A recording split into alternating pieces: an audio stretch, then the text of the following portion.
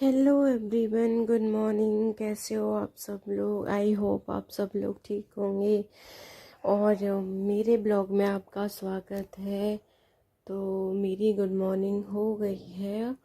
और good morning मेरी थोड़ी लेट हुई थी। आप सबको पता है मेरा जो दर्द है वो बहुत ज़्यादा हो रखा है मौसम की वजह से भी। और डॉक्टर ने आराम करने के लिए कहा है, लेकिन आप तो मुझे देखते ही हैं कि कितने अच्छे से मैं आराम कर रही हूँ। फ़िलहाल ये देखिए मैं कितने अच्छे से आराम कर रही हूँ, क्योंकि हम औरतों की लाइफ में आराम करना नहीं है। हम जितनी मर्जी हो अपनी तरीके से जीना चाहें, लेकिन हम जी नहीं सकते हैं। तो वही है। और थैंक यू सो मच, आप लोग मुझे बहुत सपोर्ट कर रहे हैं। मुझे बहुत अच्छा लग रहा है कि आप मेरी स्टोरी को लाइक कर रहे हैं। सच पूछिए मुझ में बहुत हिम्मत आई है अब, क्योंकि मैं स्टडी को लेकर ही डालती थी, लेकिन मैं सोच के कि अंदर अंदर घुट रही थी कि जो अपनी लाइफ में मैंने सहा है मैं किसी को बता नहीं सकती, और बताने से कोई फ़ायदा नहीं होता, क्योंकि मैंने जिसको भी बताई है उसने मुझे धोखा ही दिया है। इसलिए मैं आप सबको ही बताती हूँ, अपनी स्टोरी शेयर करती हूँ। और मुझसे पूछते भी हैं कि आप किसके बारे में बात कर रही हैं, तो मैं अपने बारे में ही बात कर रही हूँ कि जो मैंने शादी के बाद सहा है वो किसी ने नहीं सहा होगा। और मैंने तो उम्मीद भी नहीं की थी कि मैं लव मैरिज कर रही हूँ और इस तरीके से भी सहन करूँगी, क्योंकि मैं बहुत खुश रहने वाली लड़की थी, बहुत हंसती थी। मानो अगर कोई रास्ते में भी चल रहा है तो मैं उसको छेड़ दिया करती थी, बहुत हंसती थी। जब से मेरी शादी हुई है, शादी का 1 साल मतलब लगभग ठीक रहा। ठीक क्या कह सकते हैं, मैं सोचती थी कि शायद मैं एडजस्ट नहीं कर पा रही हूँ, नए लोग हैं इसलिए। और वो भी मुझे एडजस्ट नहीं कर पा रहे हैं क्योंकि नई नई आई है।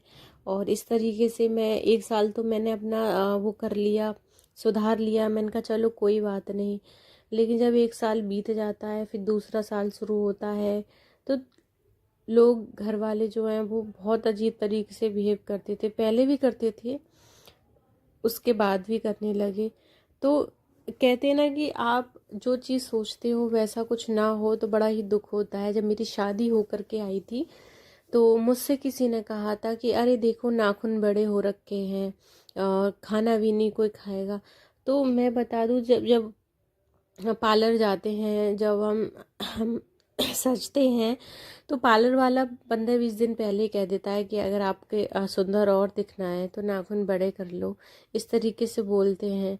लेकिन हमेशा ही मेरी तौहीनी की गई थी कि ये बड़ा है वो बड़ा है, इस तरीके से। अब शुरू शुरू में किसी को नहीं आता है ठीक तरह से बैठना, ठीक तरीके से कभी कभी हम भूल जाते हैं कि सर पे दुपट्टा नहीं है।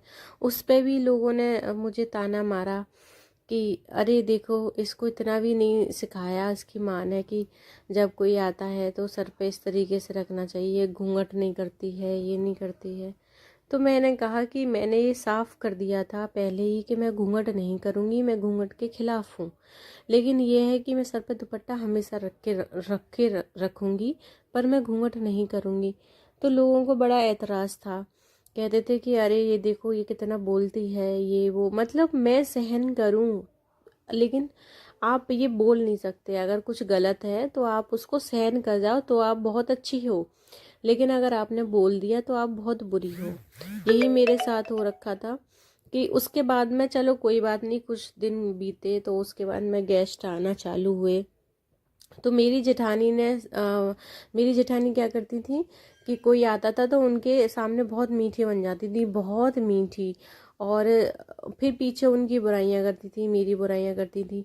मुझे ये फील ही नहीं होने दिया था उन्होंने बहुत टाइम तक कि मैं उनकी आंखों में बहुत चुभती हूँ, उनकी आंखों का तारा नहीं कांटा हूँ। बहुत टाइम तक वो मुझसे बहुत अच्छे से बात करती थी, लेकिन दूसरों से मेरी बुराइयां करती थी, ऐसे रहती है वैसे रहती है। और जब मैं आई थी उस टाइम पे सच में ही नहीं, मुझे यकीन नहीं, आज भी यकीन नहीं होता है। जब तक मैंने उनका असली चेहरा नहीं देख लिया था तब तक मुझे एहसास ही नहीं हुआ कि कोई भी व्यक्ति इतना नीचे भी गिर सकता है। तो चलो कोई बात नहीं। उसके बाद में खाना बनाने की बारी आती थी तो मुझे किचन में धक्का दे दिया जाता था कि जाओ तुम ही खाना बनाओ। और कोई नहीं बना, तो वो गप्पे लड़ा रहे हैं, सब लोग आए हैं गेस्ट तो, और मैं खाना बना रहे हैं। तो चलो कोई बात नहीं कि नई नई आई हैं तो करना पड़ेगा आपको, आप सबसे छोटे हो, मैं सबसे छोटी हूँ घर पे। तो सब लोग ये कहते थे कि चलो तुम ही बना लो, मेरी सासू माँ भी, लेकिन कोई किचन में साथ नहीं देता था। ऊपर से अगर कुछ गलत हो जाता तो और सुनो। तो कोई बात नहीं, कोई नहीं साथ दे रहा है तो आप हिम्मत रखती हूँ मैं। और मैंने आज तक अपने मायके में भी नहीं बोला है कि मुझ पे क्या क्या वो हुए हैं, कभी नहीं बोला। क्योंकि मैं अपने घर में ये सोचती थी कि अगर मैंने अपने घर में बोल दिया तो बहुत फ़र्क पड़ेगा। और कुछ लोग भी इस चीज़ को नहीं मानेंगे कि नहीं नहीं, क्योंकि कहते हैं ना कि कुछ चीज़ों को सहन करना होता है औरतों को। कहते हैं कि कुछ लड़की सहन कर जाएगी तो ही वो लड़की है, अन्यथा वो लड़की नहीं है। लेकिन मैंने ये कभी नहीं सोचा था कि मैं ऐसा सहन करूँगी। उन्होंने पूरी कोशिश की थी मुझे घर से बाहर फेंकवाने की, पर ऐसा नहीं हुआ। उनकी उम्मीदों पर पानी तब फिरा जब मैं प्रेग्नेंट हुई थी, जब मेरी बेबी आई थी, तब उनको ये सारे होश उड़ गए। इतने होश उड़ गए कि उन्होंने मुझसे कभी बात नहीं की। पूरी प्रेगनेंसी में उन्होंने मुझसे बात नहीं की।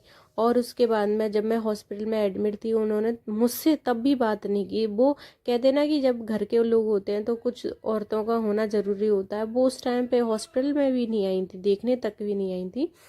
तो वो कब आई थी, 2-4 महीने बाद, जब होली आई थी उसके बाद में वो आई थी। वो भी अपने होली सेलिब्रेट करने के लिए आई थी, लेकिन उस टाइम नहीं आई थी। तो मैं उनको हमेशा इस चीज़ के लिए कहती हूँ और कहूँगी कि जो व्यक्ति आपकी प्रेगनेंसी में साथ नहीं था वो कभी किसी के साथ नहीं हो सकता। आपको असली चेहरा देखना है तो आप ये देखिए कि आप बहुत परेशान हैं, आप बीमार हैं। आप बीमारी में देखिए कि कौन आपके साथ है, कौन आपके साथ नहीं है। तो मैंने उस टाइम देख लिया कि ये व्यक्ति बहुत ही खराब है। फिर उसके बाद में कुछ लोगों का मेरे पास फ़ोन आता था, तब उनकी सच्चाई पता चली कि वो व्यक्ति मेरे लिए इतना जहर उगलता है और मुझे पता ही नहीं था। मैं आपको कभी वीडियो में बताऊंगी कि उन्होंने क्या क्या मेरे बारे में बोला था जो मुझे नहीं पता था एक्चुअल में। और मैंने कहा ना कि वो व्यक्ति मेरी लाइफ का एक ऐसा व्यक्ति था जिसको मैंने पूरा मान सम्मान दिया, मैं इस पर विश्वास करती थी, और उसने मुझे ढंग से मेरा विश्वासघात किया ढंग से।